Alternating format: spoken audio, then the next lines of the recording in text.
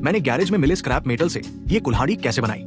मैं एक कुल्हाड़ी बनाना चाहता था क्योंकि मैंने दूसरे लोगों को कुल्हाड़ी बनाते देखा है और वे सब गलत तरीके से बना रहे हैं। सरिया नरम स्टील है और पहली बार जब उन्होंने इस तरह की कुल्हाड़ी का इस्तेमाल किया तो ये मुड़ गई। और मैंने अभी अभी अपने इंडक्शन हीटर में एक बड़ा अपग्रेड पूरा किया है और मैंने सोचा कि सरिया से असली कुल्हाड़ी बनाना एक अच्छा परीक्षण होगा।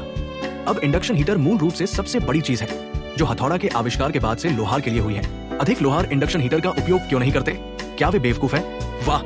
लेकिन जैसा कि मैंने पहले कहा, भले ही ये कुल्हाड़ी बहुत मजबूत है, स्टील अभी भी काफी नरम और कमजोर है। इसलिए मुझे बैंड्सो ब्लेड का एक गुच्छा काटना पड़ा और उन्हें कुल्हाड़ी के सिर पर वेल्ड करना पड़ा। ये एक मिश्र धातु से बने हैं जो स्टील को काटने के लिए डिजाइन किए गए हैं, इसलिए अब ये कुल्हाड़ी बहुत मजबूत है। मैंने कुल्हाड़ी का सिरा तैयार कर लिया, उसे जल्दी से पॉलिश कर दिया। अब ये लगभग तैयार है, लेकिन मुझे अभी भी इसके लिए एक हैंडल बनाने की जरूरत है और मैं आपको वो गुप्त तकनीक बताने जा रहा हूँ जिसका इस्तेमाल मैंने इस चाकू के लिए ये पकड़ने वाला हैंडल बनाने के लिए किया था। इससे पहले किसी ने ऐसा नहीं किया है, इसलिए ध्यान दें।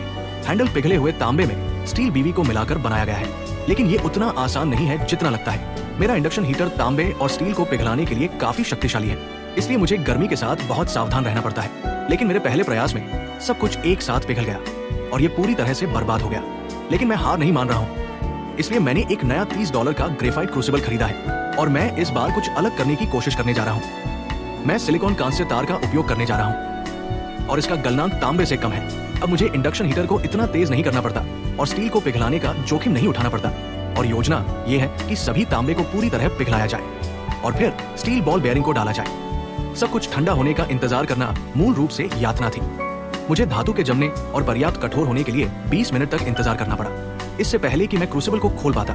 लेकिन परिणाम एकदम सही था। ठीक है, मैं यही बात कर रहा हूँ। अब इसे कुल्हाड़ी के हैंडल का आकार देने की कड़ी मेहनत आती है। अब तक परिणाम बहुत अच्छे दिख रहे हैं, लेकिन इसमें बहुत समय लग रहा था, इसलिए मैंने इन हिस्सों को छीलने के लिए एक एयर हैमर का इस्तेमाल किया। ये बहुत तेज था, लेकिन इसने हैंडल को कुछ हद तक क्षतिग्रस्त कर दिया और मुझे लगा कि ये बर्बाद हो गया है। और मैं ये कहते हुए अतिशयोक्ति नहीं कर रहा हूँ कि मैंने खामियों को दूर करने और इसे अंतिम आकार देने में 8 घंटे बिताए। तांबे को पीसना आश्चर्यजनक रूप से कठिन है क्योंकि ये वास्तव में इतना नरम है कि ये कटने के बजाय बस धब्बा बन जाता है।